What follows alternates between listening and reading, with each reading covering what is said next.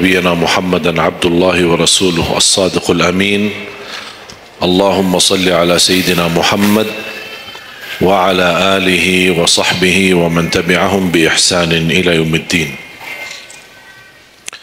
سبحانك لا علم لنا إلا ما علمتنا إنك أنت العليم الحكيم.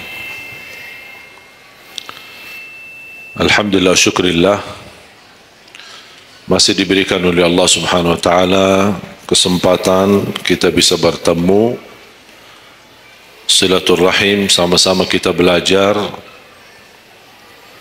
dan mempersiapkan diri untuk menyambut bulan suci Ramadan. Tidak terasa begitu berjalan waktu.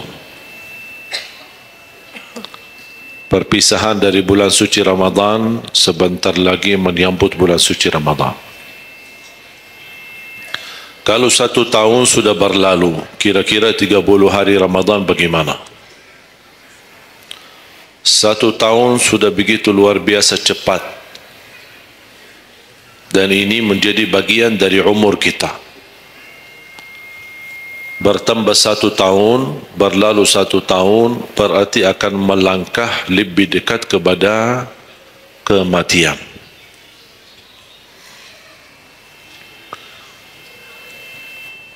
Sebenarnya bukan berapa usia kita, tapi apa isi usia kita.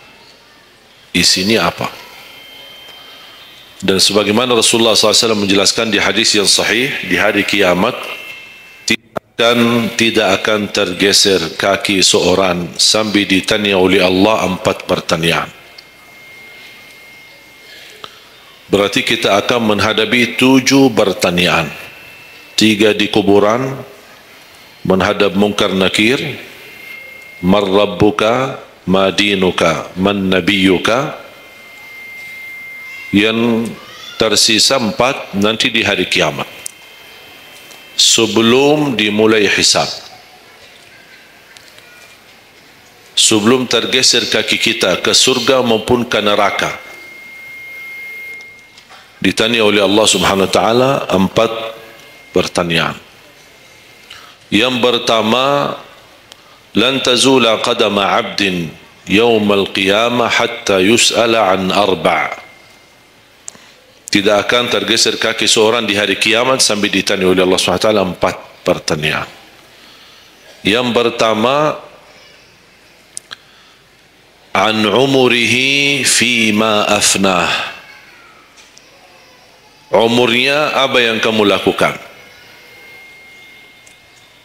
Allah tidak akan tanya berapa usiamu, tapi apa yang kamu isi dalam usiamu.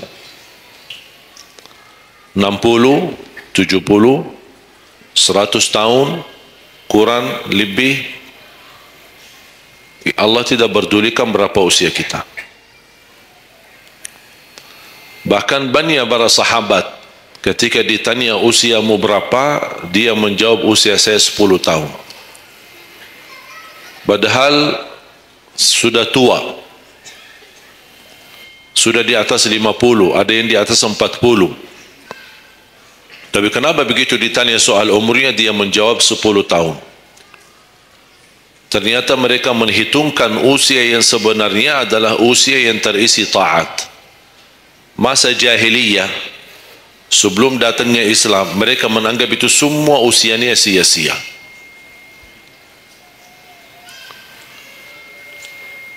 Berarti kalau ada orang muslim tidak salat sama sekali sampai usia 50 tahun, semua usianya sia-sia. Karena tidak ada ibadah satupun yang diterima kalau tidak pernah salat. Biarpun dia haji setiap tahun, puasa setiap Ramadan, dia bersedekah, berinfak setiap hari, tapi tidak pernah salat 5 waktu sama sekali, sia-sia amalannya. Karena pertama yang akan dihisab oleh Allah salatnya. Kalau salat itu beres, baru akan ditanya yang lain. Kalau salatnya tidak ada, Allah tidak perlu bertanya yang lain. Makanya saya selalu berkata, khususnya para pemuda-pemudi, seberapapun dosamu, jangan tinggalkan salat. sebesar apapun dosamu, jangan tinggalkan salat. Karena salat itu ibadah yang langsung menyambungkan kita sama Allah, tali hubungan kita sama Allah. Kalau tali hubungan kita sama Allah terputus, tidak ada tali yang bisa sambung lagi. Dan selama anda menjaga salat, berarti masih ada harapan masuk dalam golongan yang akan diampuni Allah. Ada ampunan, ada harapan ampunan. Tapi kalau tidak salat, terus bagaimana Allah ampuni kalau tidak mau bertaubat? Banyak orang berkata, saya malu, atau dia merasa ada bisikan di hatinya, buat apa lo salat? Ngapain? Perilaku kamu aja tidak benar, sama orang tua aja tidak benar, dosamu tidak pernah henti-henti, percuma salat, tidak usah. Itu ingat bisikan syaitan. Karena syaitan ingin semuanya sekali-kali rusak. Kalau berbakti baik belum sempurna, masih banyak dosa maksiat, banyak kerusakan yang lain, tapi masih terjaga salatnya, ada harapan diampuni dosanya. Jangan sampai syaitan berhasil menggoda kita sekalian tidak salat. Oh, sudah hancur, sudah rusak yang lain, ditambah lagi parah, tinggalkan salat.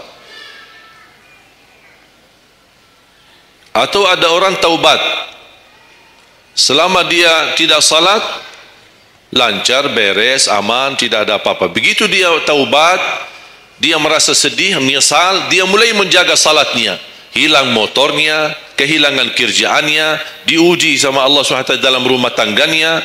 Setan datang, coba kamu ada dulu biasa-biasa aja, tidak pernah ada ujian. Begitu anda mulai salat, ada ujian. Ngapain? Udah berhenti aja salat, nanti kembali beres. Berhenti salat.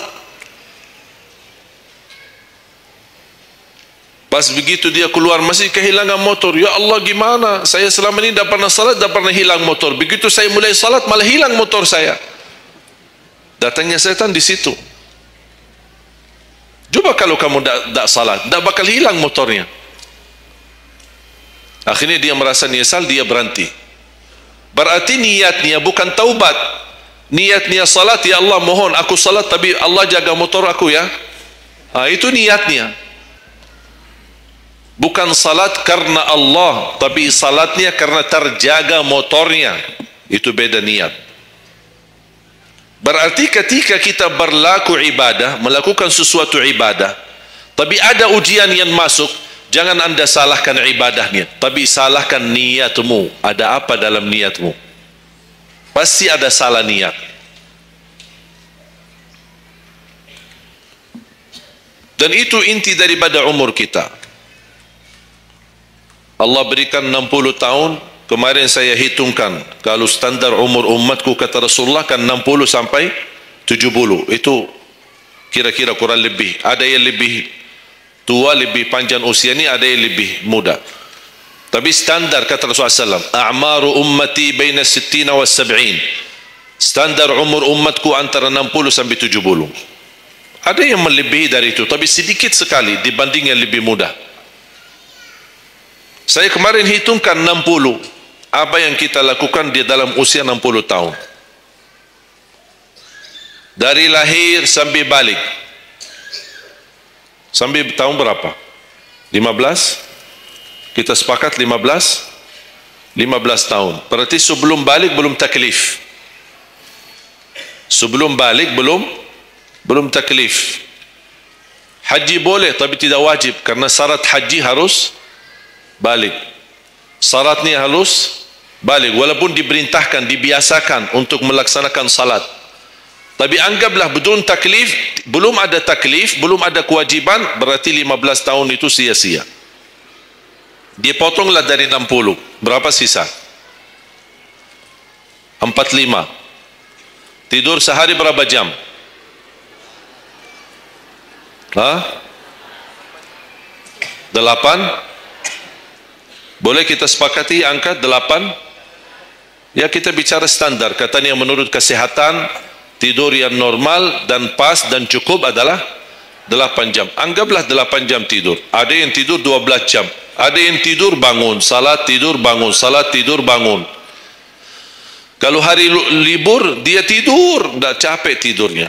Begitu bangun, ya Allah begal badan saya, tidur lagi.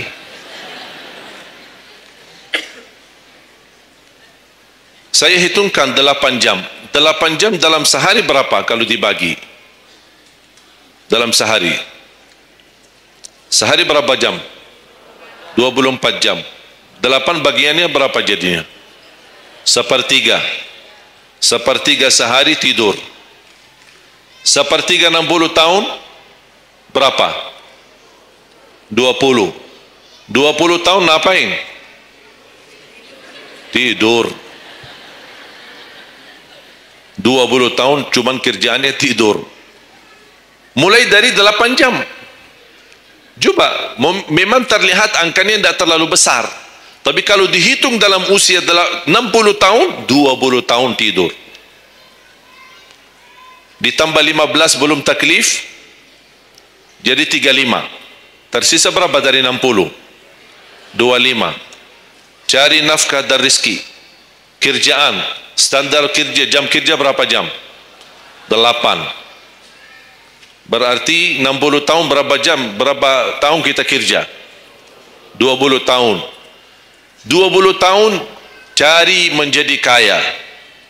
Tapi 20 tahun masih stres. Tak jadi kaya-kaya.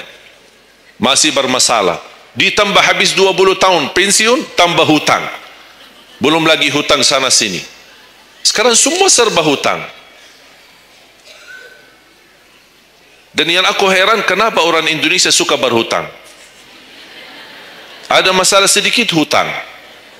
Sekarang HP cicilan bagus-bagus. Begitu saya kemarin diajak sama teman foto, saya lihat HP ini, Masya Allah HP yang terbaru ini. Maaf Pak, cicilan.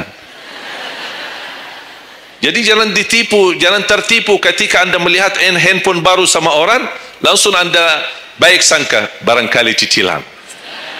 Tak ada yang sanggup cash. Cash itu 12 juta sampai ada 15 juta.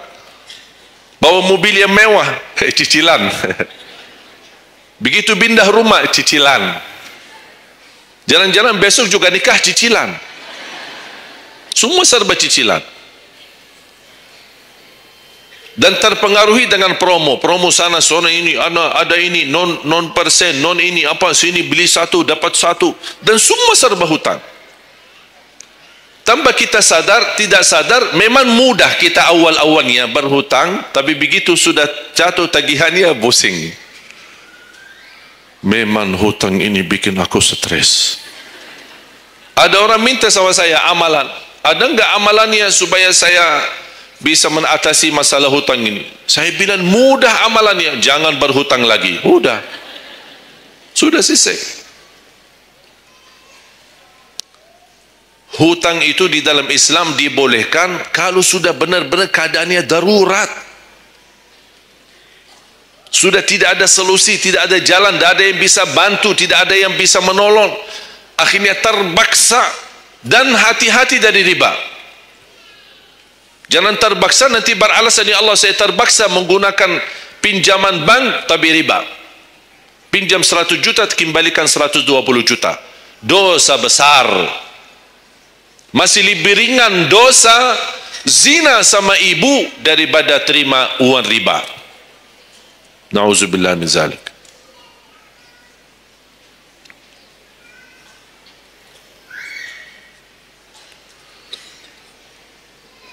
Dua 20 tahun cari kerja. Tadi berapa yang tersisa? 25 kan?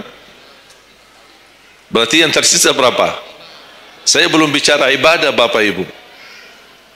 20 tahun tidur, 20 tahun cari dunia, 15 tahun masih belum taklif, tersisa 5 tahun.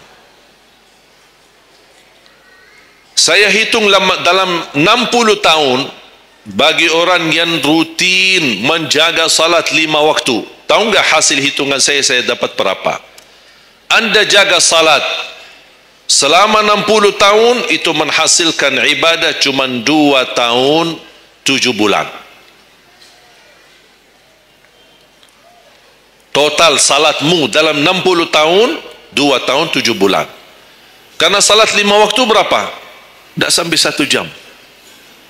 Tak sampai 1 jam. Saya bicara yang wajib. Ada, bagaimana saya hitung kalau ada orang yang tidak salat sama sekali? Na'udzubillah, sudah habis sia-sia umurnya kalau tidak salat sama sekali. Saya belum hitung tarawih 23 rakaat 7 menit. Nah, itu beda urusan itu. Ada tarawih 23 rakaat 7 menit? Tak ada tarawih. Jangan apa suuzan, itu namanya olahraga. Olahraga paling cepat selesai dapat juara 1. Jadi kita harus baik sangka, jangan suuzan. Karena itu bukan salat.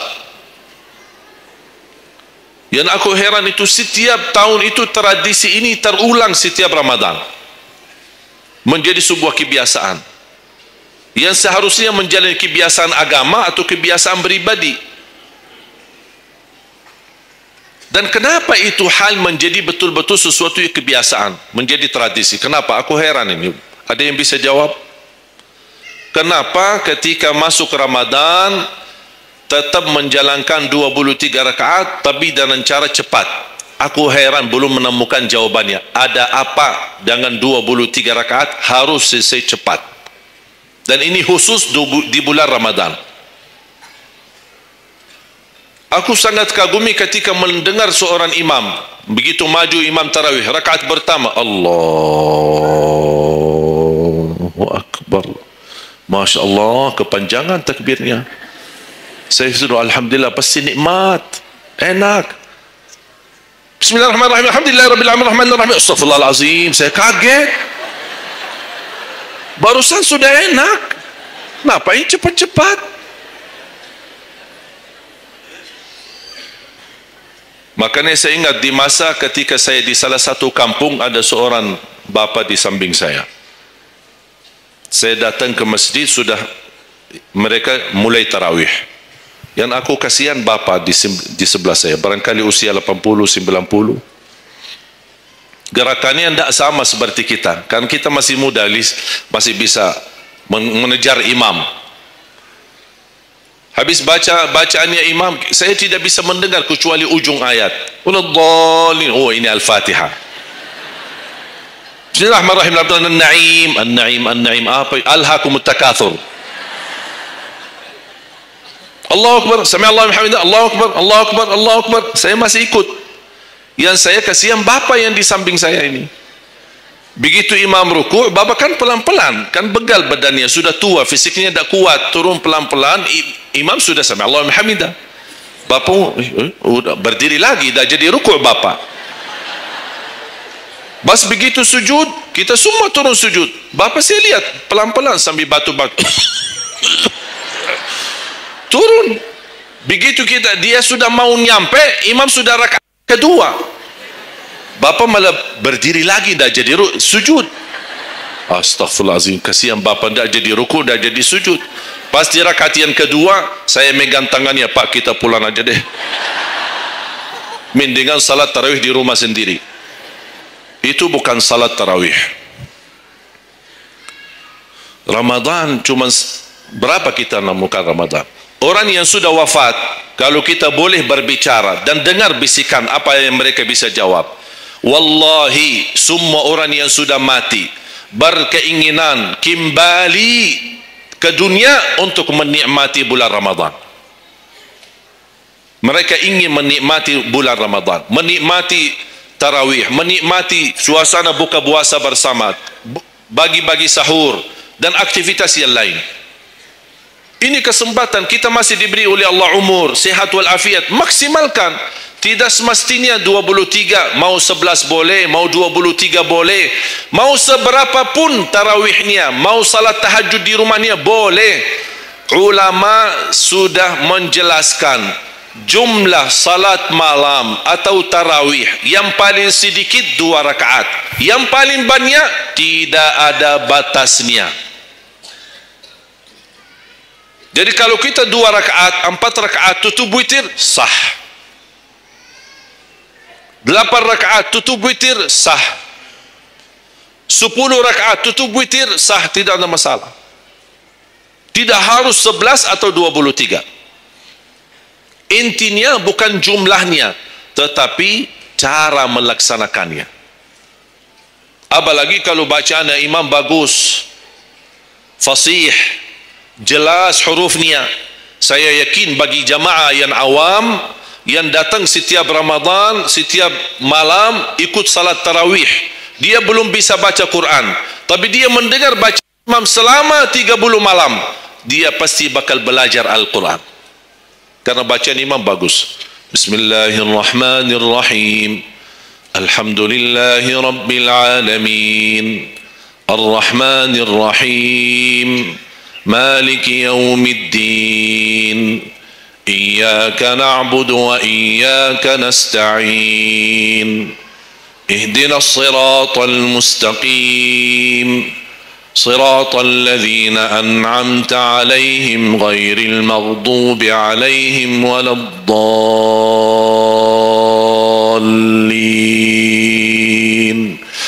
Amin.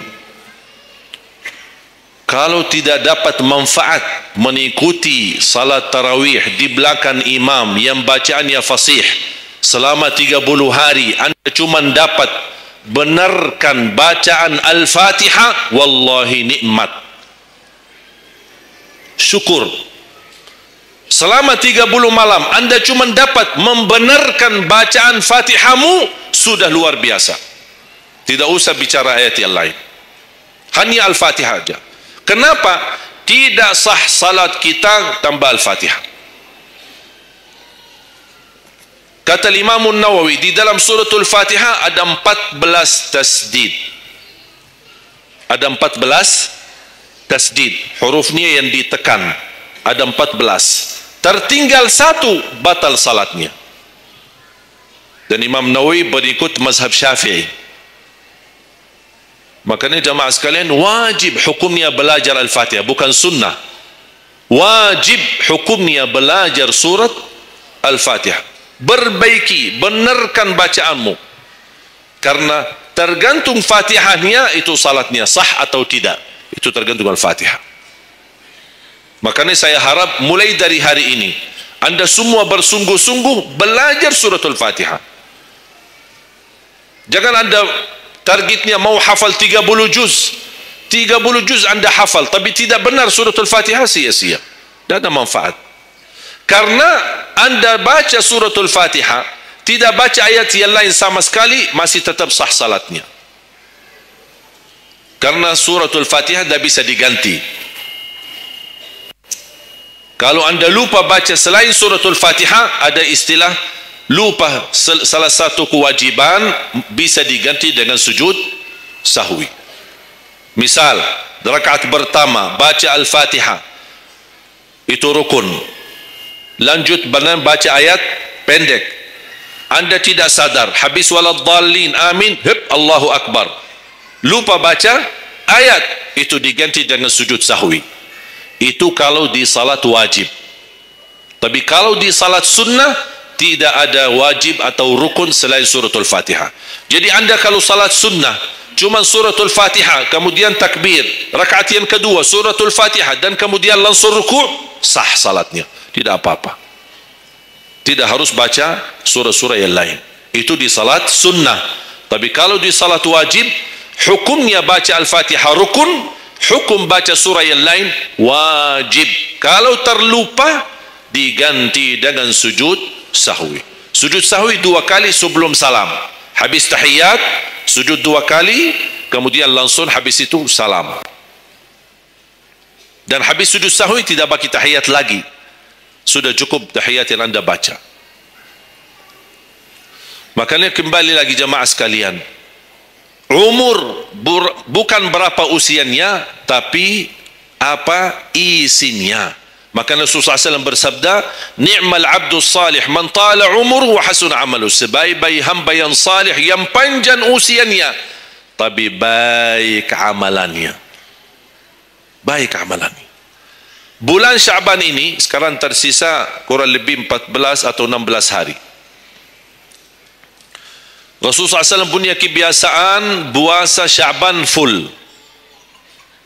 Sampai kata Siti Aisyah, tidak pernah aku melihat Rasulullah puasa 1 bulan penuh selain bulan Ramadan sebagaimana di bulan Syaban.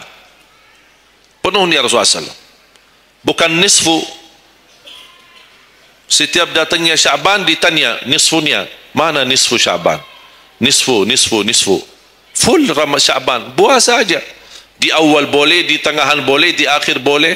Yang tidak boleh, yang tidak pernah puasa Syaban, pas begitu berakhir, mau mendekati Ramadan, seminggu terakhir atau 10 hari terakhir, itu ada sebagian ulama berkata makruh. Kalau sudah 2 hari terakhir bulan Syaban, anda tidak pernah ada puasa sebelumnya, itu dianggap oleh ulama haram. Apalagi kalau sudah jatuhnya di hari keraguan, hari ragu-ragu, kemungkinan ini bisa hari terakhir, kemungkinan bisa masuk Ramadan, isbat Ramadan. Termasuk ibu-ibu dan jamaah sekalian yang masih punya hutang, segera lunasi hutangnya. Jangan begitu sudah mendekat puasa, anda punya hutang 7 hari, tersisa bulan Ramadan 5 hari. Syekh, apa? Aku punya hutang 7 hari, sedangkan yang tersisa bulan Ramadan itu tinggal 5 hari lagi mau masuk Ramadan. Aduh, 1 tahun tidak pernah tanya. Begitu sudah mepet baru cari jawabannya. Itu karena hukuman nanti. Tetap diganti puasa yang dari tahun yang lalu. Tetap bayar hutangnya dan kena denda setiap hari kena fidyah. Jadi seandainya anda masih punya hutang dan masuk Ramadan, anda belum lunasi, tetap hutang itu terbawa nanti. Pas habis Ramadan, anda punya kewajiban bayar hutang. Tapi karena anda tunda, mundurkan sampai masuk Ramadan, anda punya kena denda. Ditambah lagi, bukan hanya bayar dengan puasa ganti puasa, tapi ada lagi namanya fidyah. 1 hari 1 orang miskin, diberikan kecukupan makanan. Makanya kembali lagi, yang punya hutang segera lunasi hutangnya. Masih ada kurang lebih 15 atau 16 hari. Jangan sia-siakan umurmu. Yang kedua, pertanyaan Allah Subhanahu wa taala, wa an syababihi fima ablah. Usia mudahmu, apa yang kamu berjuangkan? Apa yang kamu lakukan?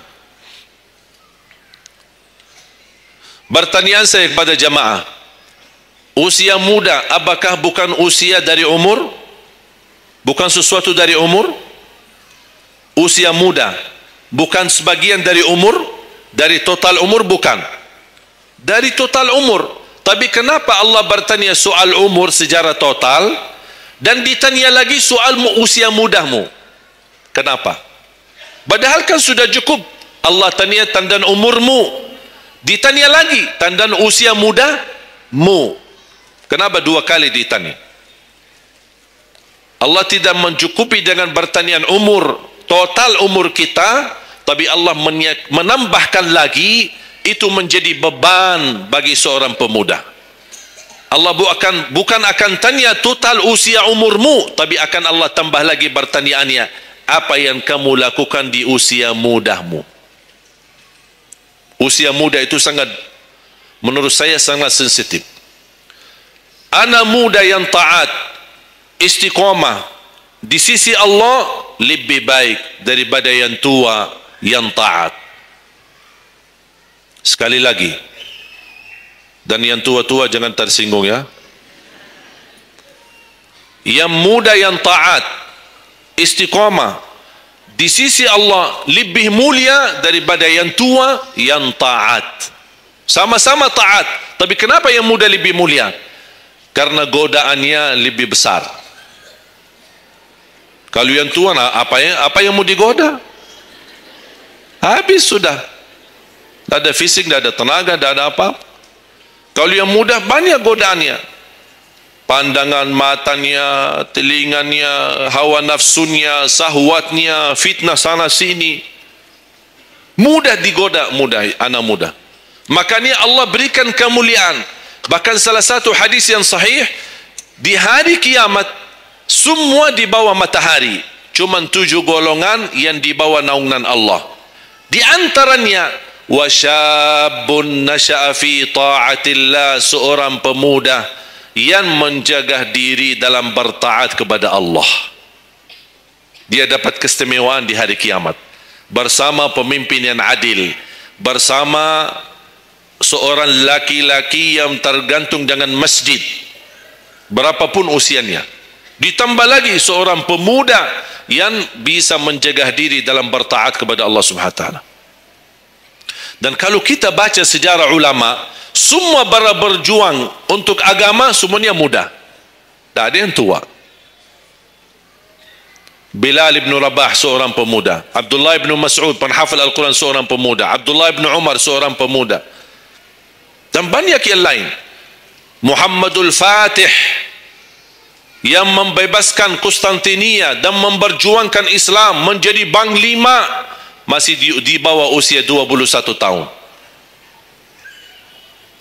Dan banyak sejarah-sejarah. Imam Syafi'i masih sangat muda, bahkan meninggal dunia masih dalam keadaan masih sangat muda, belum sampai usia 50-an tahun.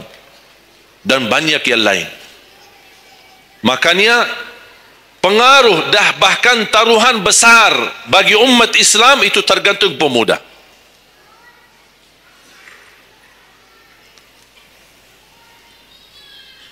Kalau pemuda yang suka memakmurkan masjid, mencintai Al-Quran, dan dia bisa menjaga diri, dan dia bisa berbakti baik sama orang tuanya, dan selalu menjadikan target utama ridha Allah, wallahi Indonesia makmur.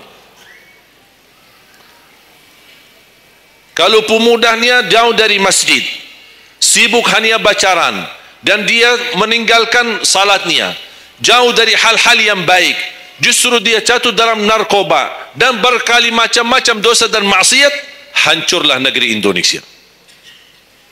Indonesia tergantung pemuda. Maaf, bukan tergantung para tua, tergantung pemuda. Makanya saya bahagia sekali ketika kemarin tanggal 17 April, saya bahagia sekali ketika melihat semua pemuda-pemuda ikut nyoblos di TPS. Walaupun kita belum lihat hasilnya, tapi sabar. Sabar.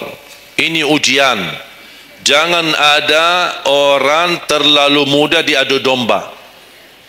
Sabar. Apapun keputusannya kita tunggu. Keputusan yang resmi dari KPU.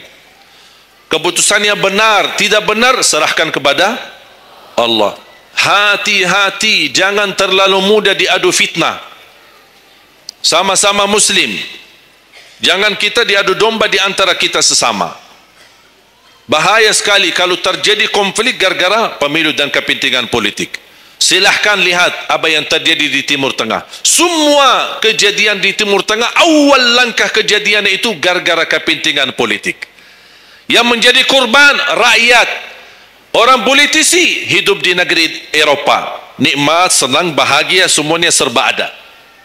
Mereka tidak bahaya, tapi yang bahaya rakyat. Yaman, Suria, Irak, dari tahun 90 sampai sekarang Irak tidak bisa aman. Ada orang bawa berita itu Irak saudara, dan mereka perang saudara antara Sunnah dan Syiah. Bohong, tidak benar. Ratusan tahun mereka hidup damai antara Sunnah dan Syiah, tidak pernah bermasalah. Tapi karena langkah awal kepentingan politik, lama-lama terpengaruhi dengan perbedaan aliran dan berbeda pendapat.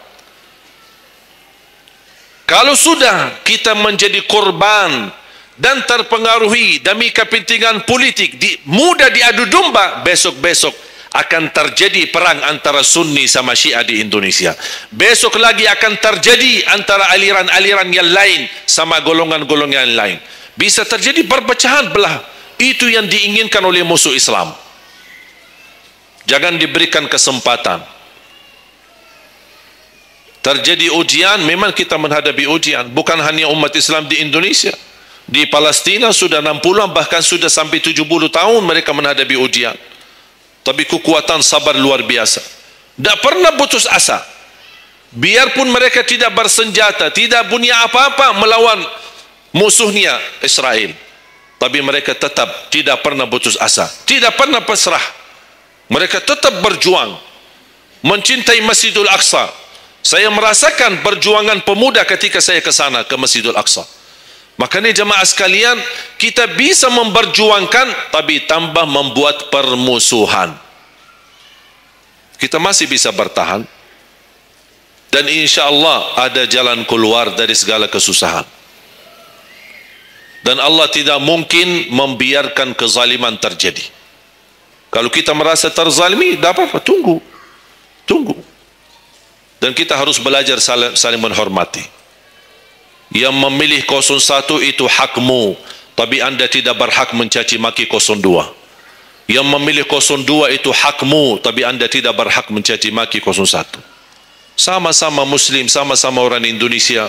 Malu kita, kadang-kadang aku sedih melihatku ini terjadi permusuhan. Ulama di sini mencaci maki ulama yang di sana, ulama yang di sana membalas lagi, dan apa tuh?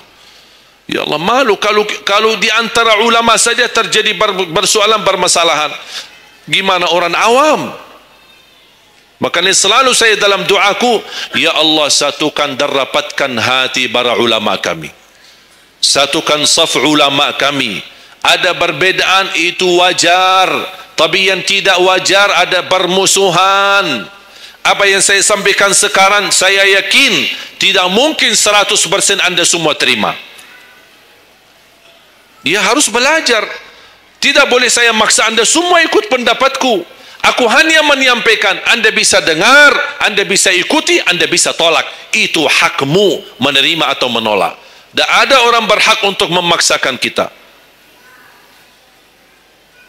Oleh karena itu sekali lagi, mohon jaga dan rapatkan saf kita. Sekarang banyak muncul di media. Ini semua tujuannya berkeinginan menadu domba di antara kita. Sekarang akhirnya yang gagal, yang rusak siapa? Negeri kita. Yang kurban, rakyat kita. Orang politisi tidak apa-apa, mereka kan berduit, duitnya banyak, fasilitasnya banyak, bisa dia hidup keluar negeri dimanapun, dia baca keluarganya, sudah, biar rakyat jadi korban. Jangan kita mau dijadikan kambing hitam. Siap? Bisa jaga? 714 suku dan budaya berbeda-beda, tapi alhamdulillah masih bisa bersatu di bawah bendera merah putih. Dan ini karunia dari Allah Subhanahu wa taala, wajib kita syukuri dan wajib kita jaga. Dan kita berdoa. Sekarang anda sudah ikut memilih kan? Sudah memilih? Sudah, itu ikhtiar. Anda sudah selesaikan tugasmu. Sekarang apa yang harus kita lakukan? Doa, memohon pertolongan dari Allah. Biar Allah yang memilih mana yang terbaik. Ya Allah, kami sudah berusaha, kami sudah berikhtiar, pimpinlah kami, anugerahkanlah kepada kami pemimpin yang takwa, yang adil, yang amanah, yang mencintai agamamu, yang mencintai ulama, yang bisa melayani rakyat dengan ikhlas. Itu doa kita. Kalau boleh setiap tahajud, setiap sujud, habis duha, habis salat wajib, terus doa seperti itu. Saya punya kebiasaan ketika mengajak jamaah umrah, saya haruskan kepada semua jamaah ketika kami tawaf maupun sa'i, wajib paling tidak 1 kali tawaf, 1 kali sa'i, khusus doakan Indonesia. Karena Indonesia apalagi saat ini sangat membutuhkan doa kita. Sebagaimana kita berduli kepada saudara kita Palestina dan kita bantu, kita mendoakan. Kalau Indonesia tidak perlu bantuan dana, tapi butuh doa kita. Makanya jangan pelit untuk mendoakan negeri kita Indonesia. Faham? Yang ketiga,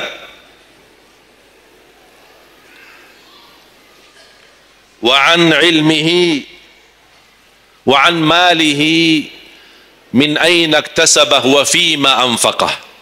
Pertanyaan yang ketiga yang akan ditanyakan oleh Allah, hartamu dari mana dan ke mana? Oh, bahaya ini. Kadang-kadang ada orang sumber dananya halal, tapi pengeluarannya bebas, semuanya boleh. Itu bertanggungjawabannya. Akan ditanya oleh Allah, dari mana dan ke mana? Allah sudah kasih kan? Itu dari mana datang?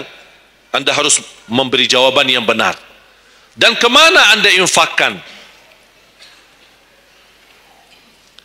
Dan ingat, halaluha hisab wa haramuha azab. Harta yang halal bakal dihisab. Sekarang banyak orang salah faham. Orang fikir kalau ada harta yang haram akan dihisab oleh Allah. Tidak. Yang dihisab bukan yang haram, tapi yang halal. Dari mana dan ke mana? Terus yang haram gimana? Ngapain? Diazab. Anda sudah tahu itu haram, tapi Anda lakukan, Allah tidak perlu tanya lagi kenapa Anda lakukan. Allah pergi langsung diazab. Na'udzubillah min zalik. Hati-hati. Oleh karena itu bahagia kata Rasulullah SAW, seorang yang mulia, yang Allah berikan kekayaan, diberikan kemampuan, tapi dia bisa menggunakan dengan sebaik-baiknya. Ni'mal malus salih indal abdi salih. Sebaik-baik harta yang halal di tangan hamba yang saleh. Itu termasuk harta yang terbaik. Kenapa yang terbaik di tangan orang yang saleh? Karena orang saleh tidak mungkin salah guna. Dia sudah jaga sumber, dia juga pengeluarannya jelas. Untuk kebutuhan keluarga, tidak mubazir, tidak berlebih-lebihan. Katanya halal, berarti bebas belanja. Tidak bebas. Islam tidak menanjurkan seperti itu. Anda boleh ambil kebutuhanmu, tapi jangan berlebih-lebihan. Mohon maaf, coba sekarang tanya ibu, tanya diri sendiri masing-masing. Berapa macam baju di lemari kita? Sudah, mohon maaf, tidak usah bahas yang lalu. Terlanjur belanja karena ibu merasa tidak tidak tega, merasa keberatan kalau setiap acara itu aja yang dipakai. Pagi acara, besok siang pulang ganti, siang malam ada acara lagi ganti lagi. Karena merasa malu. Apalagi kalau ketahuan, bukan yang tadi pagi ini ya. Oh, ada beda warna, memang sama model tapi beda warna. Malu karena orang-orang itu, apain kok? Makanya udahlah, terlanjur. Itu memang mohon maaf kebiasaan wanita. Tapi saya usulkan baju-baju yang sudah lama tidak dipakai, ngapain simpan? Sudah, bebaskan, infakkan, sedekahkan. Saya kemarin bermusyawarah dengan tim-tim yayasan kami untuk membuat satu lembaga khusus yang punya pakaian-pakaian yang sudah lama tidak dipakai. Apapun boleh, alat apa, meja, sofa, apa saja yang di rumah, karpet, yang bukannya sesuatu yang tak pernah dipakai, barang makanan, piring, sendok, apa saja, insyaAllah kami bisa ditarik dan dikawal dan dikelola lagi, dikelola ulang, termasuk baju-baju. Kalau ada yang robek, ada yang ini, kita bisa jahit, kita bisa perbaiki dan kita sedekahkan. Bisa di dalam negeri dan bisa di luar negeri. Alhamdulillah program ini berjalan di kota Madinah. Alhamdulillah tidak ada lagi mubazir yang buang baju sia-sia. Semuanya bisa dimanfaatkan. Mudah-mudahan terwujud program ini agar ibu-ibu tidak terbeban. Ada kelebihan mau pindah rumah. Biasanya kalau pindah, apalagi kalau orang kaya, pindah rumah mana barang-barang dibawa lagi? Barang-barang besi yang baru-baru semua. Terus yang tersisa kemana? Dibuang atau tidak tahu kemananya. Udah, kita yang ambil, kita yang kelola. Yang perlu diperbaiki kita perbaiki dan kita hantarkan kepada warga-warga yang miskin yang mereka tidak punya apa-apa. Setuju? Yang terakhir, yang keempat, wa an ilmihi madza amila bihi. Allah akan tanya terhadap ilmumu, apa yang kamu lakukan. Jadi jamaah sekalian, intinya bukan berapa banyak ilmumu, tapi berapa yang Anda amalkan. Oleh karena itu jangan terlalu banyak belajar. Belajar dan amalkan. Walaupun Anda belajar cuman sedikit, itu jauh lebih baik daripada Anda banyak belajar tapi tidak sempat mengamalkan. Belajar amal, belajar amal, dan ilmu yang bermanfaat yang diikuti dengan amalun salih. Ada orang Masya Allah semangat, ke sana belajar, sana belajar, sana belajar, tapi tak pernah mengamalkan. Dikasih amalan zikir, wirid, tidak diamalkan. Ditambah lagi amalan yang kedua, tidak diamalkan. Akhirnya terbeban, banyak amalan belum ditunaikan. Itu menjadi beban. Nanti di hari kiamat, Allah akan tanya, sudah berapa lama kamu belajar? Sudah berapa banyak ilmumu? Apa yang kamu amalkan? Oleh karena itu jamaah sekalian, tolong jaga. Boleh anda belajar, tapi anda amalkan. Kalau ada orang berkata, daripada saya salah, ya udah tidak usah belajar. Oh, bahaya lagi.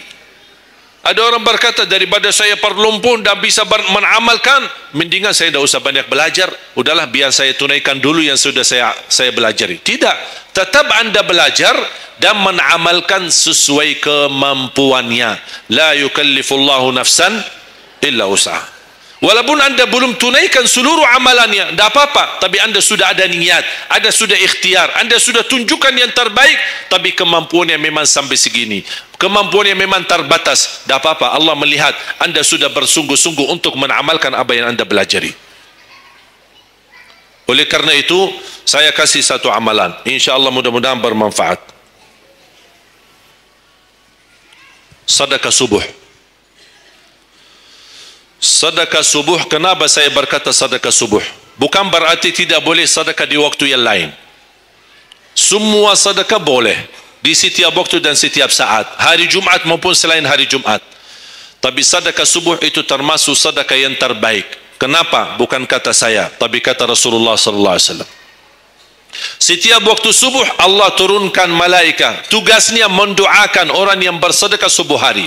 Allahumma a'ti munfiqan khalafa, ya Allah ganti yang lebih baik bagi orang yang infak di subuh hari. Ibu-ibu lagi halangan tidak salat, sebelum beraktivitas isi sedekah subuh. Anda tidak usah susah-susah mencari anak yatim dan orang miskin di subuh hari. Mulai hari ini masing-masing bikin kotak amal atau botol atau kaling, simpan di rumah. Setiap habis salat subuh sebelum beraktivitas isi sedekahnya. Apalagi kalau sedekah itu disertai doa. Begitu anda sedekah, sebutkan hajatmu. Ya Allah, dengan berkah sedekah ini, ya Allah saya ingin nikah, mudahkan jodoh. Nikah lagi juga boleh doa, tidak apa-apa. Ada yang sedang melamar kerjaan, anda isi wallahi dahsyat, amalan ini wallahi dahsyat, manfaatnya banyak untuk menyembuh penyakit, menabulkan hajat, memudahkan urusan, dan tidak pernah saya sampaikan amalan ini, semua alhamdulillah berhasil mendapatkan hajatnya. Begitu anda isi doa, ya Allah dengan berkah sedekah ini mudahkan lamaran kerjaan saya. Ya Allah dengan berkah sedekah ini mohon titipkan pahalanya untuk kedua orang tua saya. Kalau ada yang merasa dirinya suka marah, suka emosi, ya Allah dengan berkah sedekah ini tenangkan hati dan jiwa saya agar tidak emosi lagi. Ya Allah dengan berkah sedekah ini karuniai kepada aku anak penghafal Al-Quran. Bu jamaah sekalian, saya berkeluarga 12 bersaudara, timnas, dan kami memang sudah disusun satu lusin 12 ini mempersiapkan kalau timnas kita belum mampu membawa juara, insyaAllah kami sekeluarga siap mengganti timnas. Alhamdulillah dari saudara saya 12 ini 10 penghafal Al-Quran. Tapi orang tua saya awam, percaya enggak? Orang tua saya bukan ulama, bukan kiai, bukan ustaz. Ayah saya belajar kelas 3 SD. Ibu saya tidak pernah masuk sekolah sama sekali.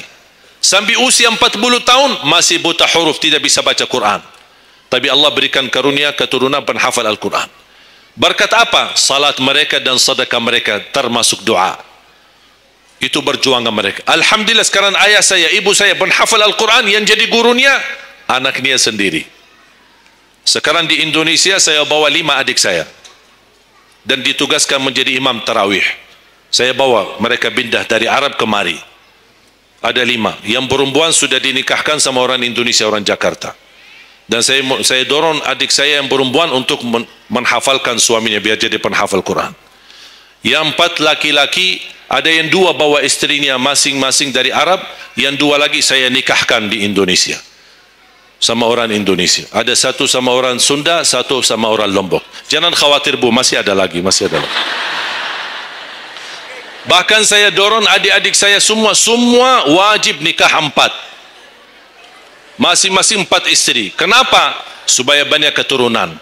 Kalau bisa setiap 1 istri 12, 1 lusin. Masya Allah, luar biasa. Mengapa? Karena kita punya perjuangan yang masih panjang. Cita-cita saya mencetak 1 juta penghafal Al-Quran di Indonesia.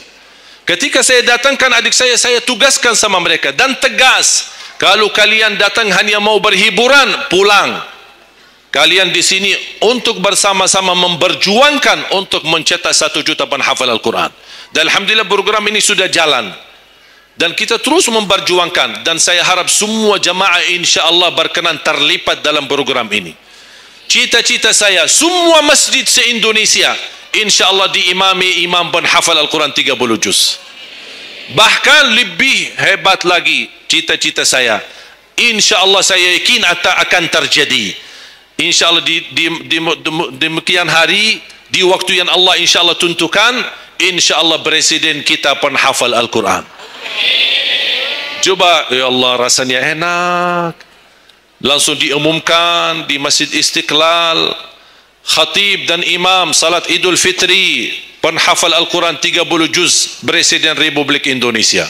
Oh, mantap.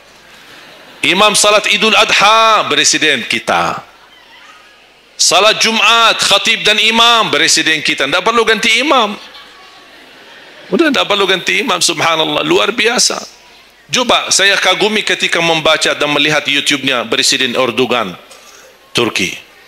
Walaupun beliau bukan penghafal Al-Quran, tapi murattal bacaannya beliau, Masya Allah. Mana ada sekarang presiden di dunia Islam sebagaimana bacaannya yang benar. Ini sudah saatnya, tapi bukan sekarang ya, nanti maksud saya sabar dulu. Nanti jadi kacau nanti semua. Nah, sabar dulu. Insyaallah ada waktunya. Insyaallah. Mulai dari sekarang kita yuk bersama-sama mempersiapkan untuk kalau anda gagal menjadi penghafal Al-Quran, jangan gagal anakmu, cucumu, generasi yang ini semua. Kita melihat, saya bangga. Kenapa saya semangat untuk mencetak 1 juta penghafal Al-Quran? Itu berkatnya acara Hafiz Indonesia. Nonton kan acara Hafiz Indonesia? Nangis ya? Habis tisu kan? Tahu enggak salah satu karunia Allah untuk Indonesia? Ada teman saya berusaha punya TV di Arab. Beliau ingin membuka dan membuat acara Hafiz Indonesia versi Arab, tapi gagal. Kenapa? Karena tidak menemukan jumlah yang banyak penghafal Al-Quran di bawah usia 10 tahun. Hanya Indonesia saja. Malaysia kalah, Indonesia saja. Di bawah 10 tahun.